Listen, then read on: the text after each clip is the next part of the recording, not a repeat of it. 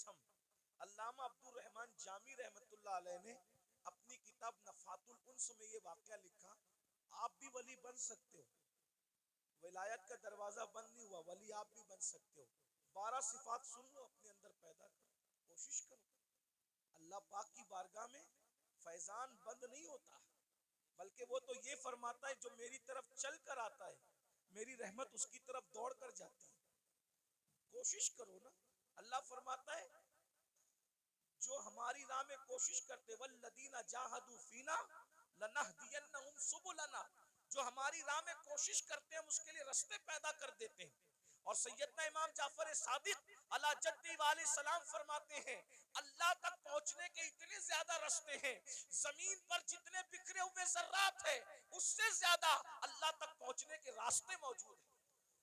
बेशक कोशिश बेशक, करो, जिंदाबाद। कोशिश करो अल्लाह तक पहुंचने की, कोई मुश्किल नहीं है, बल्कि अल्लाह तक पहुंचना बहुत आसान है, विलायत का निसाब बहुत आसान है। बेशक तो बेशक। हातिम असम के बारे में अल्लामा जामी लिखते हैं, हातिम असम, असम अरबी जबान में बहरे को कहते हैं, बहरा। इन्होंने अपना लकब क्या रखा था? हातिम बहरा। कोई बहरा भी हो उसको बहरा बोलो तो बुरा लगता है कि नहीं लगता? जी जी जी। लेकिन हजरत हातिम बहरे नहीं थे, अपने आप को बहरा कहलवाते थे। वजह, कितनी खूबसूरत वजह, उसको सुनो आपको मजा आएगा। एक बूढ़ी औरत, बुढ़ी, हातिम असम से मसला पूछने आई।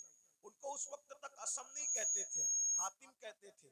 तो हजरत हातिम के पास मसला पूछने आई, उसके पेट में कुछ गड़बड़ थी, तकलीफ थी। तो अब तकलीफ की वजह से उसके पेट की जो है वो गैस खारिज हो रही थी। तो उसने सोचा कि इतने बड़े बुजुर्ग हैं, यहाँ ऐसा हो जाए तो अच्छी बात नहीं। इत्तेफाक से उसने बहुत रोकने की कोशिश की, मगर बुढ़ापे में इंसान के आज़ा कमजोर हो जाते हैं। बहुत रोकने की कोशिश की मगर रोक नहीं पाई, और हजरत हातिम असम के सामने उसकी गैस खारिज हो गई। गैस खारिज होगी तो हवा भी यानी कि आवाज भी निकली। तो वो शर्मा गई वो बूढ़ी औरत, इतने बड़े बुजुर्ग के सामने ये क्या हो गया हादसा। तो हजरत हातिम ने सोचा कि ये शर्मा गई, मेरे नबी की उम्मत की ये औरत शर्मा गई। तो आपने कान पे हाथ रख के कहा, बड़ी अम्मा जरा जोर से बोलो तुम क्या कहना चाहती हो। तो उसने बोला, उसने जब बोला तो आपने कहा जरा और जोर से बोलो। तो उसने फिर बोला और जरा जोर से बोलो। उसने और जोर से बोला। अब वो शर्मिंदगी उसकी खत्म हो गई और वो बुढ़िया खुश हो गई कि जो मेरे मुंह की आवाज नहीं सुन सकता वो हवा की आवाज कैसे सुन सकता है। और आप पूरी जिंदगी बहरे बन करके गुजारते थे। लोगों ने पूछा आप बहरे नहीं हो, लेकिन बहरे बन के क्यों जिंदगी गुजार रहे हो? फरमाया मुझे बहरा कहलाना आसान है, लेकिन नबी की उम्मती में से किसी को शर्मिंदा करना मुझे पसंद अल्लाह नहीं है। अकबर, अल्लाह, क्या बात है हजरत। एक औरत की शर्मिंदगी के खात्मे के लिए पूरी जिंदगी बहरा बन करके गुजार दिया, ये हजरत हातिम असम है। और आज हम लोग नमाज भी पढ़ रहे हैं, रोजा भी रख रहे हैं, तहज्जुद भी पढ़ रहे हैं, लेकिन लोगों के ऐप भी खोल रहे हैं। तो आप ऐप खोल के क्या है, वली नहीं बन सकते, अल्लाह के दोस्त नहीं बन सकते। अगर वली बनना है, लोगों के ऐप पे पर्दे डालना सीखो, शान सत्तारी का मजहर बनो, किसी के ऐप न खोलो। आजकल तो हम जहां बैठते हैं ऐप खोलते हैं। अल्लाह के रसूल अलैहिस्सलाम फरमाते हैं तुम जब तक लोगों के ऐप खोलते रहोगे, तुम लोगों के ऐप अपनी हैसियत के मुताबिक खोलोगे, अल्लाह तुम्हारे ऐप अपनी शान के मुताबिक खोलेगा, अल्लाह तुम्हें जलील कर देगा। और अगर तुमने लोगों के ऐपों पे पर्दे डाले, तुम लोगों के ऐप पे पर्दे डालोगे, अल्लाह तुम्हारे ऐप पे पर्दे डालेगा। आज मुसलमान लोगों के ऐप पे पर्दे नहीं डालते, बल्कि आज औरतें, माएं और बहनें मौजूद हैं। किसी की बेटी को रिश्ता हो रहा है तो उसमें लोग ज्यादा तेल पानी डाल करके वो रिश्ता तोड़ देते हैं।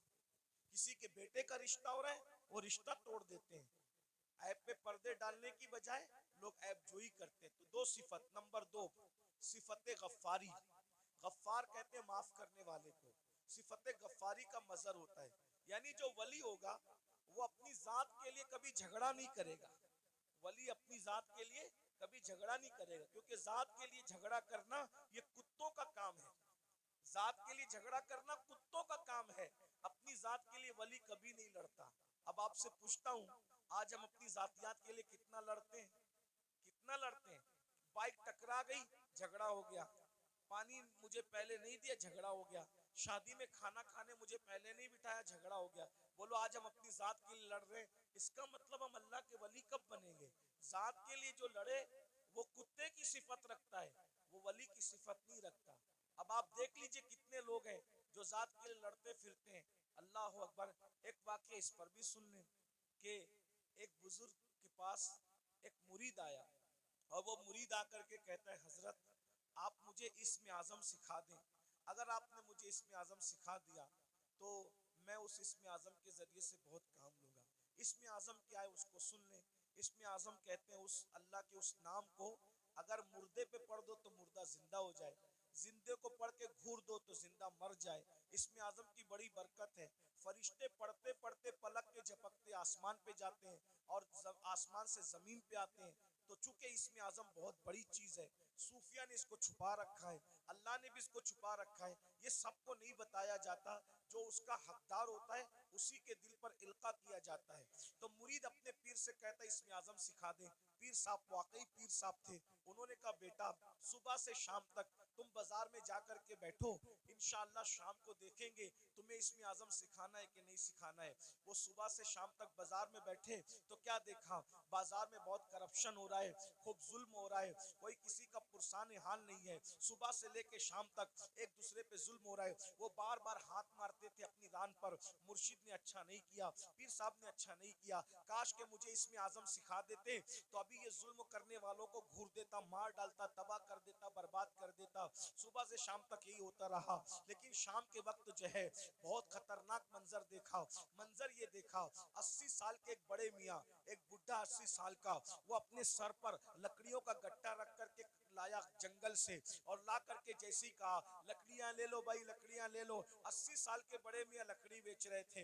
उतने में सिपाही आए, आने के बाद चाबुक जमीन पे मारा, अरे बुड्ढे उठा ये लकड़ी और हमारे घर पहुंचा और सुन तुझे कोई पैसे नहीं मिलेंगे। ये मंजर देख करके वो मुरीद तो और बहुत गुस्से में आया, मेरे पीर ने अच्छा नहीं किया, मेरे पीर ने अच्छा नहीं किया। अगर मुझे इसमें आजम सिखा देते इन जालिम सिपाहियों को अभी मार डालता, इसमें आजम पढ़ के अभी इनके लिए बद्दुआ करता, खत्म कर देता। वो बड़े मियाँ 80 साल के बड़े मियाँ हाँफते कांपते उन्होंने फिर लकड़ी का गट्ठा उठाया सर पे और सिपाहियों के पीछे पीछे चले। ये भी पीछे पीछे चला, ले जाकर के गट्ठा रख दिया। रखने के बाद कहा अच्छा अब मैं चलूं। और उसके बाद वो बड़े मियाँ बेचारे न पैसा लिया। 80 साल के बुढ़े को लकड़ी काटने में कितनी तकलीफ हुई होगी, कैसे उसने मेहनत से जमा किया होगा। लेकिन हाय रे जुल्म, अल्लाह अकबर, बहुत लकड़ी पहुंचा करके बिना मजदूरी लिए हुए, बिना रकम लिए हुए उन्होंने टरका दिया, वो चले गए। और उसके बाद ये तो गुस्से में कांप रहा था, मुर्शिद ने अच्छा नहीं किया। अगर अभी मुझे इसमें आजम मालूम होता, इन जालिमों को, इन गुंडों को इसमें आजम पढ़ करके कत्ल कर देता। जैसे ही मुर्शिद की खानका में पहुंचे कहा हजरत आपने सिखा दिया होता, बाजार में क्या गंदगी है, क्या जुल्म है, क्या जाती है। और शाम का वाकया तो बड़ा बदतरीन है हजरत, बड़ा इबरतनाक है। पूरा वाकया उस 80 साल के बड़े मियाँ का बयान किया तो पीर साहब सुन के हंसने लगे। हजरत मैं 80 साल के बुढ़े पे जुल्म बयान कर रहा हूँ और आप हंसते हैं। फरमाया वो जो 80 साल का बुढ़ा तू जिसको कह रहा है वो कौन है तुझे मालूम है? नहीं मालूम है। कहा वो इस शहर का कुतुब है, कुतुब, वो इस शहर का कुतुब है और उसी ने मुझे इसमें आजम सिखाया है, उसी कुतुब ने मुझे इसमें आजम सिखाया है। वो कहा हजरत जब उसको इसमें आजम मालूम है तो वो पढ़ के उनके लिए बद्दुआ क्यों नहीं कर देता? कहा बेटा जब तक के सब्र करने का मादा उस तरह पैदा नहीं होता अल्लाह किसी को इसमें आजम की नेमत अता नहीं करता। गौर कीजिए, यहाँ तो आज कोई छोटा मोटा आमिल बन जाए ना समा शबिस्तान रजा पढ़ के तो कहता है कि अगर तूने मेरी बात नहीं मानी तो तेरा पेशाब बंद कर दूंगा, मेरी बात नहीं मानी तो तेरा खानदान जो है वो तबाह कर दूंगा। भाइयों ये सब हाँ उनके होते हैं जो खाली खड़े होते हैं। ये कुतुब लोगों को देखो, ये अब्दाल लोगों को देखो, ये वली लोगों को देखो, इतना जुल्म सह रहे हैं मगर जात के लिए कभी बदला नहीं लेते। क्यों? इसलिए कि जात के लिए लड़ना वली का काम नहीं होता, जात के लिए लड़ना ये तो कुत्तों का काम होता है। वली वो होता है जो सिफते गफ्फारी का मजहर होता है, अपने दुश्मनों को माफ करता है, अपने मुजरिमों को माफ करता है। उस पर एक वाकया याद आ गया, हालांकि बात तवील हो रही है लेकिन बात वाकया याद आ गया, सुन लीजिए। आज छोटी छोटी बात पर आप लोग एक दूसरे पे केस करते हो, क्या जवाब दोगे अल्लाह है? बकरियों के तेरे आंगन में मेरे आंगन में बकरियों पर इतना बड़ा झगड़ा होता है कि मर्डर हो जाता है, कत्ल हो जाता है। कहां कहां तक बात पहुंचती। बारात देर से आई जल्दी आई, उस पर जो है वो शादियां टूट जाती हैं। इतना महर है कि उतना महर है, उस पर शादियां टूट जाती है। मेरे भाइयों सोचो, सब्र नहीं हमारे अंदर, और जब तक सब्र नहीं होगा हम अल्लाह वाले नहीं बन सकते। एक दिन क्या हुआ, इमाम हुसैन के कातिलों में से कातिल मदीने मुनव्वरा आया, मदीने तैयबा आया। और जब मदीना तैयबा आया तो लोगों ने सोचा कि कातिल इमाम हुसैन, कातिलों में से कातिल मदीने मुनव्वरा आया, तो सारे मदीने वालों ने इमाम हुसैन की मोहब्बत में अपने दरवाजे बंद कर दिए। सबने दरवाजे बंद कर दिए, सबके दरवाजे बंद हो गए। इमाम ज़ैनुल आबिदीन का दरवाजा हमेशा बंद रहता था, किसी से मिलते नहीं थे। लेकिन जब उनको किसी ने इत्तला दी, हजरत हजरत करबला में का एक शख्स जो आपके बाबा का कातिल है वो मदीने मुनव्वर आया, और सबने अपना दरवाजा बंद कर दिया। इमाम ने अपना दरवाजा खोल दिया, कहा उसको बुला कर लाओ। वो आया, इमाम ने दस्तरखान बिछाया, उसको खाना खिलाया, पानी पिलाया। उसने खाया भी पिया भी, और खाने और पीने के बाद कहा, ऐ अली, इमाम ज़ैनुल आबिदीन का असली नाम अली है, कहा ऐ अली, शायद तुमने मुझे पहचाना नहीं, या शायद तुम मुझे भूल गए। आपने फरमाया कैसे नहीं पहचाना, अरे ये मदीने वाले क्या करबला में थे? कहा नहीं थे। कहा जो करबला में नहीं थे उन्होंने तुझे पहचान लिया, मैं तो करबला में मौजूद था ना, मैं तुझे कैसे नहीं पहचानूंगा? वो तू ही जालिम है ना, तेरे कहने पे मेरे बाबा के जिस्म पे घोड़े दौड़ाए गए थे, मेरे नन्हे से भाई के हलक पर तीर चलाया गया था, मेरी फूफियां, मेरी अम्मियां, मेरी बहनों के दुपट्टे छीने गए थे, तू ही वो जालिम है ना। अल्लाह अकबर। जब उसने ये सुना लरस गया, हाँ मैं वो हूँ। आपने पहचाना कहाँ? पहचानने के बाद भी ये सुलूक किया? तो इमाम ज़ैनुल आबिदीन ने फरमाया जो तूने किया वो तेरे खून की तासीर थी, जो मैंने किया ये मेरे घर की रिवायत है। हम आले मोहम्मद दुश्मनों के साथ ऐसे ही सुलूक करते।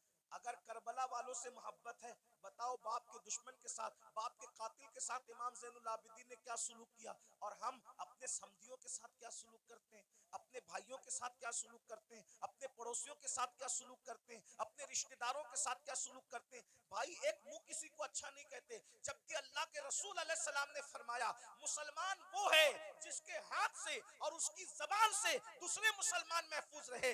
आज ना हमारे हाथ से कोई महफूज है, ना हमारी जबान से कोई महफूज है। जब भी जबान खोलते हो तो ऐसे तीर चलाते हो, नश्तर लगाते हो लोगों के दिल पर। याद रखना, तलवारों के जख्म तो भर जाते हैं, जबान के जख्म भरा नहीं करते। कैसा कलमा पड़ा है, नबी तो वो मुसलमान बनाने आए थे कि जिसके हाथ से, जिसकी जबान से दूसरे मुसलमान महफूज रहे। ना आज हमारे हाथ से कोई महफूज है, ना हमारी जबान से कोई महफूज है। तो बताओ नबी वाले मुसलमान हो या अपनी तबीयत वाले मुसलमान? बीवी को माँ बहन की गाली देकर के उसका दिल दुखाते हो। रसूलुल्लाह तो फरमा रहे मुसलमान वो है जिसकी जबान से किसी को तकलीफ नहीं पहुंचती, जो अपनी शरीक हयात है, जो अपनी लाइफ की पार्टनर को माँ बहन की गाली दे, वो मुसलमान कैसा हो? रसूलुल्लाह फरमा रहे मुसलमान वो है जिसके हाथ और जबान से दूसरा मुसलमान महफूज रहे। जो अपने माँ बाप का दिल दुखाए वो कैसा मुसलमान है? जो अपने पड़ोसी को तंग कर दे वो कैसा मुसलमान है? बस बात इतनी है, तकरीरें बहुत सुन रहे हो भाई, मुकर्रिर लोग भी माशाल्लाह ऐसे हो गए अल्हम्दुलिल्लाह कि एक ढूंढो हजार मिलते, और तकरीर सुनने वाले भी हजारों हैं, लेकिन कोई सुधरने तैयार नहीं। और ये भी कयामत की निशानी में से एक निशानी है। अल्लाह के रसूल अलैहि सलाम ने फरमाया लोग दीन सुनने जमा होंगे, दीन पर अमल करने जमा नहीं होंगे। सुनिए, गौर से सुनिए, तवज्जो है। लोग दीन सुनने जमा होंगे, लोग दीन सुनने जमा होंगे, दीन पर अमल करने जमा नहीं होंगे। देख लीजिए,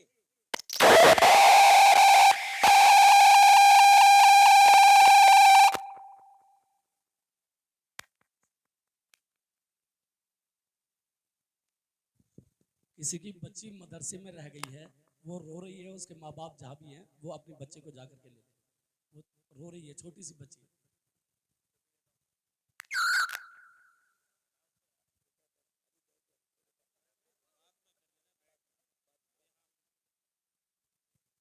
लोग दीन सुनने जमा होंगे, दीन पर अमल करने जमा नहीं होंगे। मैं कोई गुस्से में नहीं, लेकिन आपको एक बात कहता हूँ, जरा गौर करना, जरा ध्यान देना। आज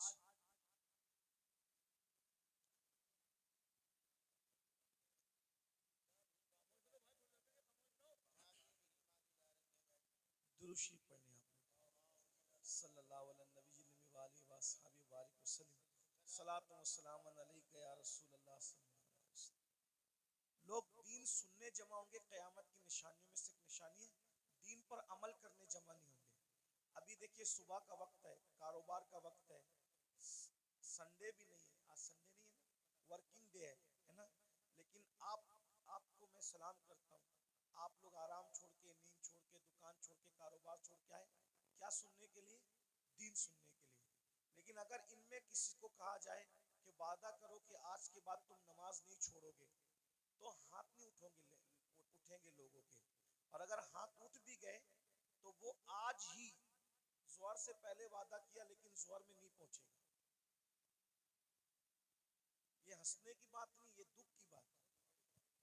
ये यानी कि माज़ अल्लाह कहीं ना कहीं जलसा करना जो वो एक रस्म बन गया, कहीं बिजनेस बन गया, कहीं शो बन गया, ये हालात हो गए।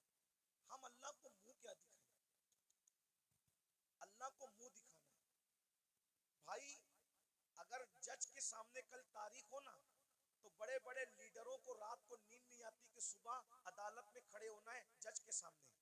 हालांकि दुनिया का जज रिश्वत लेकर भी फैसला बदल सकता है, दुनिया का जज मुंह देखकर फैसला कर सकता है, दुनिया का जज चेहरा देखकर फैसला कर सकता है, लेकिन वो आदिल जिसकी बारगाह में अंबिया भी कांपेंगे, जिसकी बारगाह में अंबिया उसके महबूब भी नफसी नफसी पुकारेंगे, जिसकी बारगाह में फरिश्ते भी कांपेंगे, थर थर कांपेंगे। अल्लाह कुरान में फरमाता है, यौम यक़ूमुर रूह वल मलाइका सफ़्फ़न ला यतकल्लमूना इल्ला मन अज़िन, कि जिब्रील और सारे फरिश्ते अल्लाह की हैबत से थर थर कांपेंगे। अरे जहां जिब्रील भी कांप रहे होंगे, हम अल्लाह को क्या मुंह दिखाएंगे? ये जन्नत को जितना आसान और सस्ता समझ रखा है हमने, आप लोगों ने, इतनी सस्ती नहीं है। महशर में पता चलेगा कि जो मुखलिस उलमा हमें नसीहत करते थे, हमें कान से सुन के दूसरे कान से उड़ा देते थे, हम उनकी बातों को नहीं लेते थे, उनकी बातों पर अमल नहीं करते थे, उस वक्त तुम पछताओगे। मगर उस वक्त का पछताना काम नहीं आएगा मेरे भाई। अगर होश के नाखून लेना है तो आज ले लो, संवरना है तो आज संवर लो, सुधरना है तो आज सुधर लो। एक बात मुझे याद आई, अब अगला उन्वान में नहीं पेश करता, 5 मिनट में अपनी बात पूरी कर लेता हूँ 5 मिनट के अंदर, इसलिए कि आप सब बहुत अच्छे से सुन रहे हैं, लेकिन कहीं ना कहीं हमारे अंदर कमी है कि कुछ लोग यहाँ पे मेरे करीब गड़बड़ कर रहे हैं, उनको इस बात की अहमियत नहीं है। तो कोई बात नहीं, मैं 5 मिनट में बात पूरी कर लेता हूँ। इतना सुनिए, मुझसे और अल्लाह क्या क्या पूछेगा, आपसे मुझसे अल्लाह क्या क्या पूछेगा पता है? कुरान कहता है, फमन यअमल मिस्काल ज़र्रतिन खैरन यरा वमन यअमल मिस्काल ज़र्रतिन शर्रन यरा। एक जर्रे के बराबर नेकी की होगी, अल्लाह तुम्हें वो भी दिखाएगा, और एक जर्रे के बराबर बुराई की होगी, अल्लाह तुम्हें वो भी दिखाएगा। सहाबा किराम ने इस आयत के नुज़ूल के बाद पूछा कि अल्लाह हमसे क्या क्या पूछेगा, तो आका इरशाद फरमाते हैं, अगर तुमने नाखून के अंदर किसी की दीवार की मिट्टी भी खुरची होगी, तो अल्लाह क़यामत के दिन उस मिट्टी के बारे में भी तुमसे पूछे। अगर तुमने पिस्सू समझते, पिस्सू बहुत छोटा सा बारीक कीड़ा होता है, नजर भी नहीं आता, लेकिन चमड़ी पे बैठता है, काटता है तो आदमी झुंझला जाता है। अगर तुमने पिस्सू को गाली दी होगी, तो अल्लाह पूछेगा कि तूने पिस्सू को गाली क्यों दी थी, क्योंकि वो मेरी मखलूक है। अगर तुमने खटमल को गाली दी थी, तो अल्लाह तुमसे खटमल को गाली देने के बारे में भी पूछेगा। ये यहाँ जो दादागिरी, गुंडागर्दी, बाबागिरी जो कुछ कर रहे हो, और फिर सोचते हो कि जन्नत हाथ से नहीं जाने वाली, अल्लाह अल्लाह है, अल्लाह अल्लाह है। मैं बार बार कौम को कहता हूँ, जो नबियों के बेटों को जहन्नम में डाले वो अल्लाह है, जो नबियों की औरतों को जहन्नम में डाले वो अल्लाह है, जो नबी के सगे चचा को जहन्नम में डाले वो अल्लाह है। अल्लाह अल्लाह है। इतना बेपरवाह मत हो जाइए, इतना बेपरवाह मत हो जाइए, इतना बेपरवाह मत हो जाइए। नबी का सगा चचा इब्राहिम खलील जैसे नबी का सगा चचा आजर बिच्छू की शक्ल में जहन्नम में डाला जाएगा। बताओ बताओ मेरे भाइयों, किस किस किस धुन में हो, किस मस्ती में हो, किस गफलत में हो। नूह अलैहिस्सलाम की एक बीवी जहन्नम में डाली जाएगी, नूह की बीवी, उलुल आज़्म पैगंबर की बीवी जहन्नम में डाली जाएगी। ये बहनें क्या समझ रही है कि कलमा पढ़ के जन्नत शरीफ मिल जाएगी? कुरान कहता है, क्या तुम ये तसव्वुर करते हो कि तुमने कहा कलमा पढ़ा और तुम्हें आजमाया नहीं जाएगा? तुम्हें आजमाया जाएगा और रोज आजमाया जा रहा है। फजर की सर्दी में तू अपनी जान से प्यार करके सोता पड़ा है, या अल्लाह की मोहब्बत में ठंडे पानी से वुजू करके तू मुसल्ले पे खड़ा है, आजमाया जा रहा है। आज अपनी जान की मोहब्बत में सर्दी में नरम नरम बिस्तर पर सोने वालों, जहन्नम में जलने के लिए तैयार हो जाओ। क्या समझते हैं? जो लोग आपको ये कहते हैं ना, काश के कोई बुरा ना माने, और अगर किसी को दीन हक की बात सुनने में बुरा लग जाए तो लगता रहे। बहुत कुछ सोचकर बना हूं मौजे दरिया का हरीफ, वरना मैं भी जानता था आफियत साहिल में है। ये कड़वी कसेली बात सुनने के लिए हिम्मत इसीलिए जुटाता हूं कि पूरी दुनिया मुझे गाली दे, लेकिन सिर्फ मेरा अल्लाह और मेरा रसूल मुझसे खुश हो जाए। बस जो पिया को भाई अख्तर वो सुहाना राग है, जिससे ना खुश है पिया वो रागनी अच्छी। जो आपको जलसों में कहते हैं ना, इनका चेहरा देखो और जन्नत में जाओ, इनका चेहरा देखो जन्नत में जाओ, अमीरुल कादरी का चेहरा देखो जन्नत में जाओ, ये शैतान ने इनकी फिक्र को अगवा कर लिया है। वो तुम्हें जहर दे रहे हैं, जहर। कोरोना का वायरस इतना खतरनाक नहीं है, बदअमली और बदअकीदगी के बाद भी जन्नत का टिकट बांटने का वायरस इतना खतरनाक है। कोरोना किसी को होगा तो वो अकेला मरेगा। ये गंदगी जो आएगी ना, कि बेअमली के बाद भी, जिना के बाद भी, बदकारी के बाद भी, हरामकारी के बाद भी सिर्फ सलीम मियां को देखो जन्नत में जाओ, अमीनुल कादरी को देखो जन्नत में जाओ, और मुफ्ती साहब को देखो जन्नत में जाओ। मेरे भाई, जिनको देख देख करके जन्नत बांट रहे हो, क्या तुम्हारे पास कोई गारंटी है कि ये लोग भी जन्नत में जाएंगे? हैं? बताओ ना। खिलवाड़ न करो। ये कौम बहुत भोली है, ये हमारी बातों पर यकीन करती है, लेकिन मेरी कौम के नाजिमों, मेरी कौम के वाइजों, उलमा नहीं करते। जो वाकई आलिम रब्बानी वो ये काम नहीं करता। उसको पड़ी नहीं है प्रोग्राम की, कोई बुलाए तो बुलाए, कोई नहीं बुलाए तो बुलाए। जिन्होंने धंधे पानी शुरू कर रखे हैं वो तुम्हारी चापलूसियां करते हैं, और तुम भी नारे लगाते हो इनको देखो जन्नत में जाओ, और फिर उसके बाद आप सिर्फ जब देख करके जन्नत मिलेगी, कोई बेवकूफ है फजर पढ़ने के लिए उठेगा? कोई बेवकूफ है जो चेहरे पे दाढ़ी रखेगा? कोई बेवकूफ है जो मुसल्ले पे रोएगा? अरे तुमने किसको देखा? सलीम मियां का नाम इसलिए ले रहा हूं कि ये मेरा भाई है, बुरा नहीं मानेगा मेरा भाई, मैं जानता हूं, अब मेरा हक है। आपने सलीम मियां को देखा ना, आपने अमीनुल कादरी को देखा, आपने मुफ्ती साहब को देखा ना। आओ मैं उसकी बात करूं जिसने सलीम मियां को नहीं, सलीम मियां के जद्दे करीम को देखा। किसको? किसको? खुदा को देखने वाली जो आंखें हैं वो मुस्तफा जाने रहमत की आंखें हैं। सैयदना फारूक आजम ने रसूलुल्लाह को देखा, बार बार देखा, हर बार देखा, जंग में देखा, अम्न में देखा। अरे उमर तो ऐसे नमाजी थे कि पहली सब में नमाज पढ़ते थे, फिर भी हालत नमाज में कंकियों से नबी का चेहरा देखते थे। ऐसा नबी को देखने वाला, ऐसा नबी को देखने वाला। लेकिन जब उसी उमर इब्ने खत्ताब का आखिरी वक्त आया, उसी उमर इब्ने खत्ताब का, कौन उमर जिसका जिक्र तौरात में है, जिसका जिक्र इंजील में है, जिसका जिक्र कुरान में है, जिसके मशवरे की ताईद में कुरान की 22 आयतें नाजिल हुई है। मेरे भाइयों 22 आयतें। ये जो वत्तखिज़ु मिन मकाम इब्राहीम मुसल्ला किसकी आयत, किसकी ताईद में आई? फारूक आजम की ताईद। जब रसूलुल्लाह ने काबे का तवाफ किया, काबे का तवाफ किया, सुन लो उमर कौन है, हमसे सुनो सैयदों से उमर कौन है, फारूक आजम कौन है? अल्लाह अकबर। फारूक आजम कौन? जब रसूलुल्लाह ने काबे का तवाफ किया तो सहाबा से मशवरा किया कि वाजिबुत तवाफ जो नफिल नमाज है कहां पढ़ी जाए। सहाबा का दिल खुश करने के लिए किसी ने कहा काबे के अंदर पढ़िए, किसी ने कहा हतीम में पढ़िए, किसी ने कहा यहाँ पढ़िए, किसी ने कहा वहां पढ़िए। फारूक आजम ने कहा या रसूल अल्लाह, जहां आपके दादा इब्राहिम अलैहिस्सलाम के कदम का निशान है वहां पर आप नमाज अदा कीजिए। अभी उमर ये कह ही रहे थे कि जिब्रील आ गए, कहने लगे वत्तखिज़ु मिन मकाम इब्राहिम मुसल्ला, जहां आपके दादा इब्राहिम के कदमों का निशान है उसको अपना मुसल्ला बना लीजिए।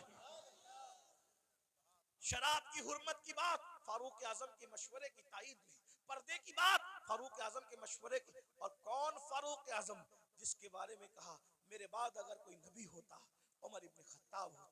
कौन फारूक आजम? जब फारूक आजम आ रहे हैं, जिब्रील अलैहिस्सलाम रसूलुल्लाह की बारगाह में मौजूद हैं, तो जिब्रील ने फारूक आजम को देख के मुस्कुराया। मेरे सरकार ने कहा क्यों मुस्कुरा रहे हो जिब्रील? हुजूर आपका यार उमर आ रहा है। तो आका ने फरमाया क्या मेरे उमर को आसमान वाले भी पहचानते हैं? मेरे उमर को आसमान वाले भी पहचानते हैं? तो जिब्रील अलैहिस्सलाम कहते हैं हुजूर जमीन वालों से ज्यादा उमर को आसमान वाले पहचानते हैं। और सरकार ने कहा जरा मेरे उमर की शान बयान कर दो जिब्रील। तो जिब्रील ने एक जुमले में शान बयान की, कहते हैं या रसूल अल्लाह, अगर मैं हजरत नूह की उम्र के बराबर यानी 1000 साल की उम्र लेकर के आऊं और उम्र की फजीलत बयान करता रहूं तो 1000 साल खत्म हो जाएंगे मगर उम्र की फजीलत खत्म नहीं हो सकती। इतनी बड़ी हस्ती है ना। रसूलुल्लाह को देखा, रसूलुल्लाह को देखा। अब सुन लो उनका जिंदगी का आखिरी वक्त। फारूक आजम शहीद है, फारूक आजम शहीद है। अल्लाह अकबर। और किस हालत में शहीद है? हालत नमाज में। आखिरी वक्त आ गया, चारपाई पर फारूक आजम लेटे, पूरा जिस्म खून से लहू लहान है। फारूक आजम लहू लहान है पूरा जिस्म। फारूक आजम अपने बेटों से कहते हैं मेरे बेटों, मेरे बच्चों, तुमने मेरी फर्मा बरदारी की, मैंने जो कहा तुमने मेरी बात मानी, अल्लाह ने मुझे फर्मा बरदार औलाद अता की, आज मेरी फर्मा बरदारी करोगे आखिरी वक्त में? लोगों बच्चों ने कहा जी हुजूर जरूर करेंगे। फरमाया एक काम करो, मुझे चारपाई से उठा के जमीन पे डाल दो। देखो ये फारूक आजम के आखिरी लम्हात है, ये उनकी आजिज़ी है, ये उनकी इनकिसारी है, ये उनका इखलास है। जन्नत का कहाँ ख्वाब देख रहे हो भाइयों? ना वुजू आता है ना गुस्ल आता है। 2 रकअत नमाज जुमा पढ़कर ऐसे भागते हो जैसे स्कूल की छुट्टी होने पे स्कूल के बच्चे भागते हैं। भाइयों जरा सोचो ना, जरा गौर करो ना, जरा गौर तो कीजिए, अपने आप पे रहम कर लीजिए। हम में से कोई अल्लाह के अजाब को बर्दाश्त करने की ताकत नहीं रखता, हम में से कोई जहन्नम का सामना करने की ताकत नहीं रखता। मत अब धोखा दीजिए अपने आप को, मत फरेब कीजिए अपने आप से, अपनी आखिरत को तबाह मत कीजिए। वो मुसलमान बनिए जैसे हुजूर मुसलमान बनाने आए थे। सैयदना फारूक आजम फरमाते हैं मुझे चारपाई से उठाकर जमीन पे डाल दो। जब जमीन पे डाल दिया गया तो फारूक आजम खाक पर अपने चेहरा रगड़ने लगे और रोकर कहते अल्लाह उमर की बख्शिश कर दे, उमर की जिसको रसूलुल्लाह ने जन्नत की बशारत दी उसकी जिंदगी का एंड ये है। उमर ये उनका खौफ खुदा है, ये उनकी आजिज़ी है, ये उनकी इनकिसारी है। अल्लाह उमर की बख्शिश कर दे, मगफिरत कर दे। रो रहे हैं, मैं उमर क्या जवाब दूंगा तेरी बारगाह में, उमर क्या हिसाब देगा तेरी बारगाह में। इधर का चेहरा रगड़ते हैं, इधर का गाल रगड़ते हैं और अल्लाह की बारगाह में कहते हैं मुझे माफ कर दे, मेरे बुढ़ापे पे रहम कर दे। किसी ने कहा अमीरुल मोमिनीन आप तो वो है ना, आप वो हैं कि आपने इतना इतने फतवात किए, ये काम किया दीन का, ये काम किया दीन का, ये काम किया दीन का। सर उठा के कहते हैं ओ मनकबत पढ़ने वाले खामोश, ये मनकबत पढ़ने का टाइम नहीं। क्या कहा? ये मनकबत पढ़ने का टाइम नहीं है। और हम तो माइक पर अपनी फजीलत सुन के खुश होते हैं जबकि वो सही भी नहीं होती, झूठ होती है, झूठ होती है। अस्तगफिरुल्लाह। बहुत सारे नाजिम लोग 25,000 20,000 सिर्फ झूठ बोलने का लेते हैं। उस कौम को बर्बादी से कौन रोक सकता है जो कौम झूठ बोलने के लिए 25,000 रुपया देती है? आना सलीम मियाँ की करामत गढ़ के बयान करना 25,000 लोग, अमीनुल कादरी की करामत बयान करना 25,000 लोग, मुफ्ती साहब के बारे में बताना, इन जैसा तो आलिम रब्बानी जो है वो 200 साल पे हुआ ही नहीं है, ये सब कहना। अरे सुनने वालों, तारीफ सुनने वालों, अल्लामा शरफुद्दीन यहिया मनीरी कहते हैं दुनिया में जितना बड़ा दावा करेगा कयामत के दिन उतनी बड़ी दलील अल्लाह को पेश करनी पड़ेगी। हैं? बताओ मेरे भाइयों, कहाँ हो? जलसों का मिजाज बदल दिया तुम लोगों ने, सब चौपट करके रख दिया। दीन जलसों में नहीं होगा तो कहाँ होगा? फारूक आजम की जो मनकबत पढ़ी जा रही थी वो कोई नाजिम नहीं पढ़ रहा था, वो सच्ची मनकबत थी। अरे जिसकी मनकबत कुरान पढ़े उससे बड़ा वली कौन हो सकता है? अल्लाह अकबर। लेकिन फारूक आजम ने रोक दिया, फरमाया ओ मनकबत पढ़ने वाले, ये मनकबत पढ़ने का टाइम, चुप रहे, खामोश रहे, और मैं जो कर रहा हूं मुझे करने दे। और फिर सर उठाकर लोगों से कहा, लोगों तुम मेरी मनकबतें पढ़ते हो, सुनो। उमर तो बस इतनी तमन्ना रखता है अल्लाह की बारगाह में, अल्लाह ना मुझे कोई सवाब दे, जुमले सुनो फारूक, अल्लाह ना मुझे कोई सवाब दे, ना कोई मर्तबा दे, ना कोई मकाम दे, और ना मुझे अजाब दे, ना जहन्नम में डाले, वो मुझे बराबर सराबर ऐसे ही छोड़ दे, तो उमर समझेगा कि उमर कामयाब हो गया। ये फारूक आजम की आजिज़ी है। और हम कहाँ है, किधर है?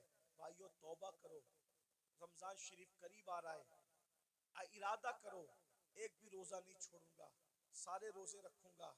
इरादा करो तरावी नहीं छोड़ूंगा, पूरी तरावी जमात के साथ पढ़ूंगा, नमाज पाबंदी से पढ़ूंगा। अभी से तौबा करो, माहौल बनाओ, जहन बनाओ।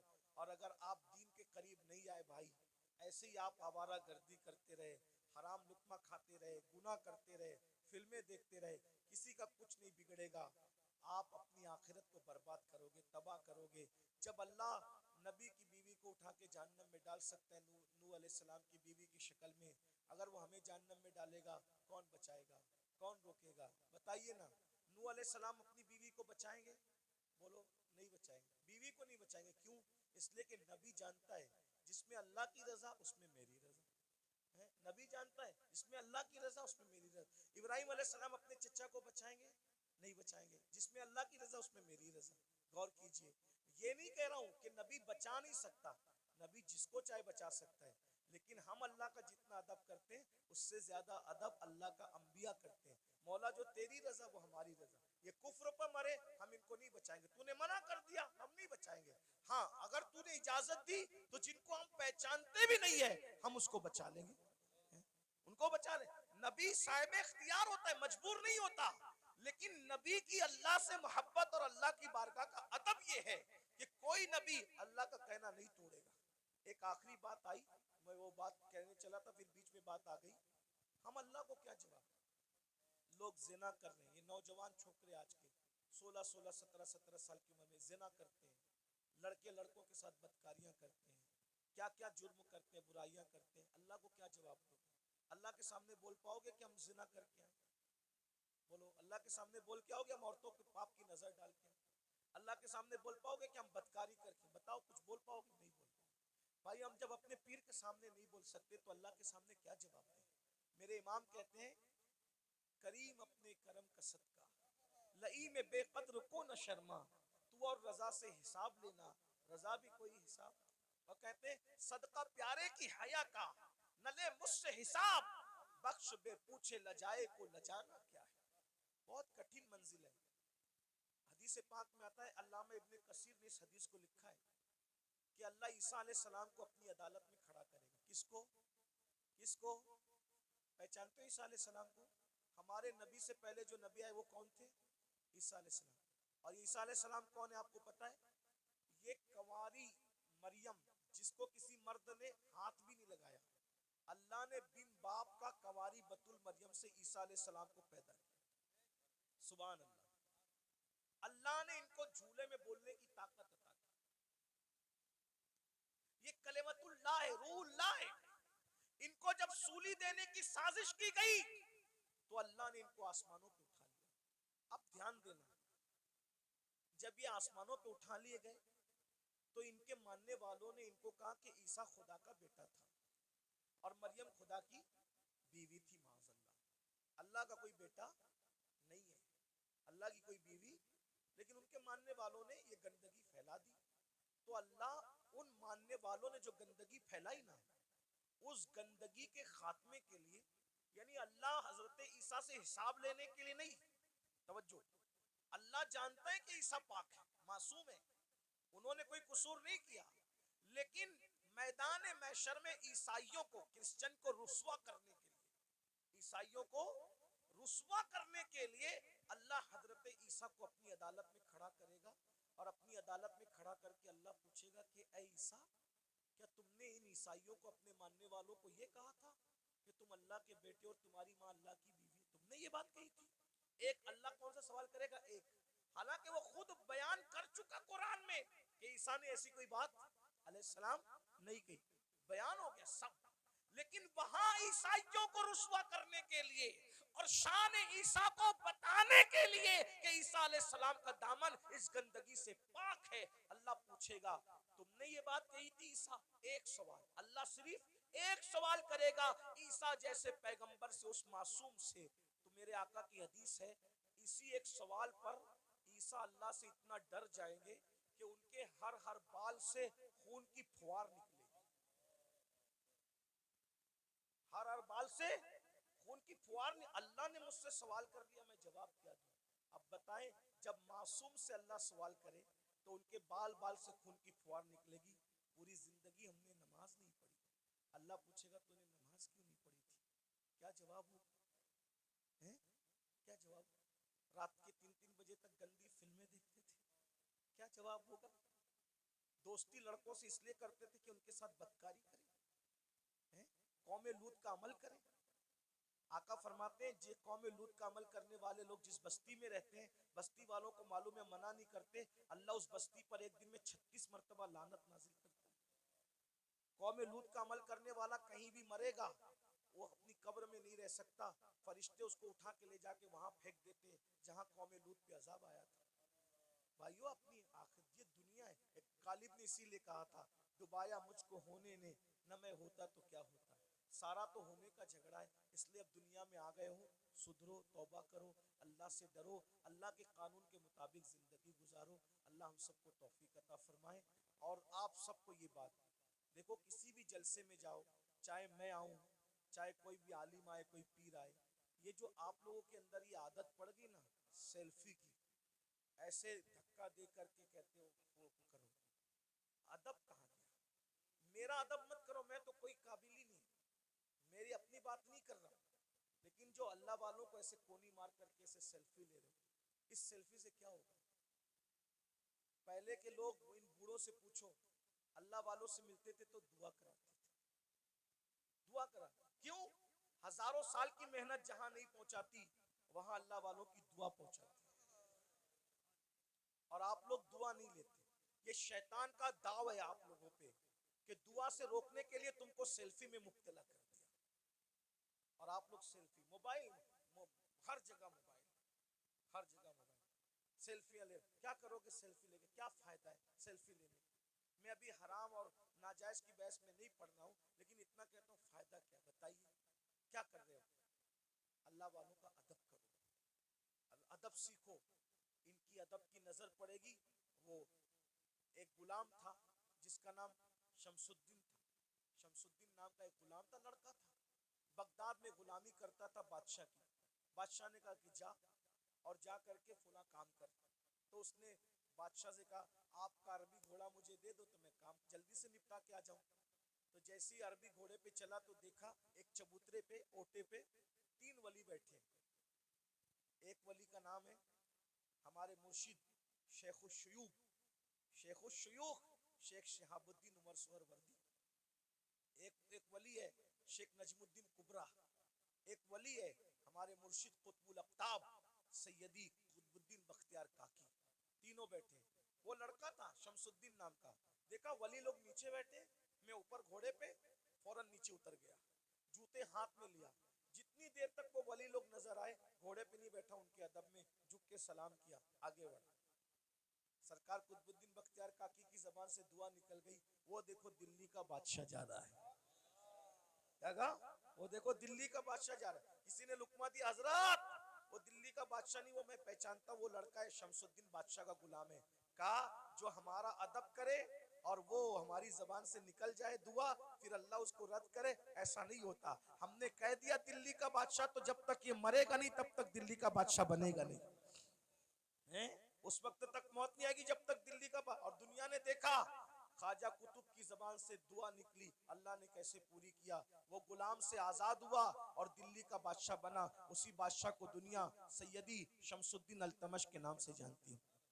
दुआ लो, दुआ लो। ये जो हंगामा का माहौल रहता है, इधर धक्का दे उधर धक्का दे, ऐसा मत करो। हमें कोई बुरा नहीं लगता, हम आपस में डिस्कस करते हैं, तुम लोग जो करते हो मोहब्बत में करते हो। लेकिन हमारी मोहब्बत में आप मजमे को धक्का देते हो। जहाँ 40 मोमिन जमा होते हैं, उसमें एक अल्लाह का वली होता है। मुझ गुनेगार से मिलने के लिए आप किसी वली को धक्का दे दोगे तो अल्लाह तुमसे भी नाराज हो जाएगा और मुझसे भी नाराज हो सकता है। इसलिए भाई अगर हजर अस्वद चूमने की बात हो तो धक्का दे के हजर अस्वद नहीं चूम सकते, तो धक्का दे के किसी से मुसाफा कैसे कर सकते हैं? ये सब आपको सीखना होगा। डिसिप्लिन। कल रात भी ऐसा हुआ और होता ही रहता है। ऐसा लगता है जैसे झगड़ा हो रहा है, ऐसा लगता है जैसे झगड़ा हो रहा है। अब ये क्लिपें चलेगी, आप तो मोहब्बत में मिलने तड़प रहे हो, लेकिन अगर कोई हुकूमत को ये पहुंचा दे कि देखो ये जलसों में ये लोग झगड़ा करते हैं, तो क्या ये क्लिपें आपके जलसों के बंद करने का सबब नहीं बन सकती हैं? बोलेंगे तुम लोग तो झगड़ा, आप झगड़ा नहीं कर रहे हो, लेकिन भाई जो वो मुखालिफिन को तो बहाना चाहिए ना कुछ भी काम हुकूमत से करवाने का। तो आप यही महफिल नहीं जिसमें मैं हूं, वही नहीं, कोई महफिल हो, आप डिसिप्लिन का मुजाहरा करें। आपको देखकर ऐसा लगे यार ये लोग इतने डिसिप्लिन वाले हैं, तो इनके आका के जो सहाबा होंगे उनके पास कैसा डिसिप्लिन होगा, वलियों के पास। अभी सैयद सलीम मियां साहब मुझे कह रहे थे नाश्ते पर कि यार दुबई में कैसी महफिल थी, सब सन्नाटे में सुन रहे थे। तो मैंने कहा भाई आपको सीखना होगा। देखो अपने को आज तक जो हुआ हुआ, मामलात मेंटेन करने होंगे, माहौल बनाना होगा। और मैं आप मुंतजिमिन से कहता हूँ, स्टेज पे सिर्फ उलमा को बिठाया करो। ये जो स्टेज का मियार आपने खराब किया है ना मुंतजिमिन ने, फला सेठ भी बैठ रहा है, फला सेठ लोगों को कुर्सी दो नीचे, समझे? हर जगह सेठों के बिठाने की नहीं होती। जिसका जो हमारे दादा मुर्शिद हुजूर मुफ्ती आजमीन के दौर में कभी कोई दाढ़ी मुंडा कोई सेठ इस स्टेज पे बैठ नहीं सकता। स्टेज पे सिर्फ उलमा बैठते थे। एक शायर साहब दाढ़ी मुंडे स्टेज पे आ गए, सरकार मुफ्ती आजम ने उनको कहा जब तुम रसूलुल्लाह की शरीयत का एहतराम नहीं कर सकते तो तुम्हें मिंबर रसूल पे बिठाया नहीं जा सकता। यानी वो लोग अच्छा बुरे का कोई वो कि किसी को अच्छा लगे तो लगे, जिसको बुरा लगे तो शरीयत एक नंबर पर है, अल्लाह की रजा एक नंबर पर है। वो ऐसे लोग थे। लेकिन आज हम लोग क्या है, कोई चंदा दे रहा है ज्यादा तो हमने दिन का कानून तोड़ दिया उसके लिए। ये सब अच्छी बात नहीं करो, ये सब इससे नुकसान होगा। फिर कोई भी स्टेज पे चढ़ के आता है, ये स्टेज की बात नहीं कर रहा हूँ मैं, जनरल बात कर रहा हूँ। आप इनसे बदजन मत होना, इस जलसे वालों से जनरल बात कर रहा हूँ। तो ये सब मत करो। जिसका जहाँ मकाम है, उलमा जहाँ बैठते हैं उलमा बैठे, सेठ लोग मुखैर लोग जहाँ बैठते हैं उनको कुर्सी दे के बिठा दो, सियासी लीडर आना है उनको कुर्सी दे के बिठा दो, सबको इज्जत दो। मैं ये नहीं करूँ किसी को जलील करो, सब हुजूर का जो उम्मत है वो इज्जत के काबिल है, लेकिन जो कुर्सी में बैठे उसको कुर्सी दे दो, अच्छे से बिठा दो। स्टेज पे सिर्फ उलमा रहे, मुतशर्रा रहे।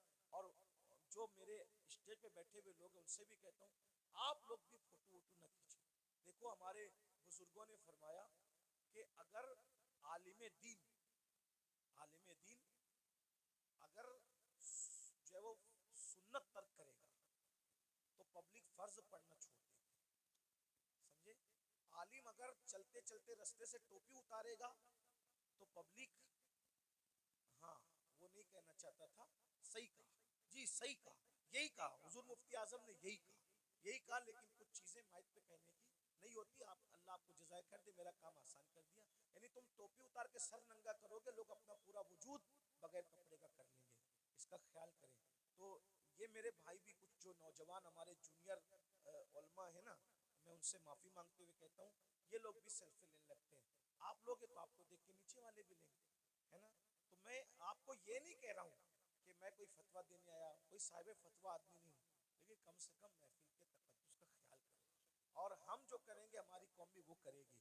अब मैं देखना चाहता हूँ कि आज से इस महफिल में कितना बदलाव आता है। अगर बदलाव आया तो समझ लूंगा कि मुझे दोबारा आना चाहिए इस तरफ, और अगर नहीं बदलाव आया तो समझ लूंगा कि गला सुखा कर कोई फायदा नहीं है, है ना? तो अभी हमें समझ में आ जाएगा। अब आगे का प्रोग्राम आप सुने, क्या प्रोग्राम है आगे?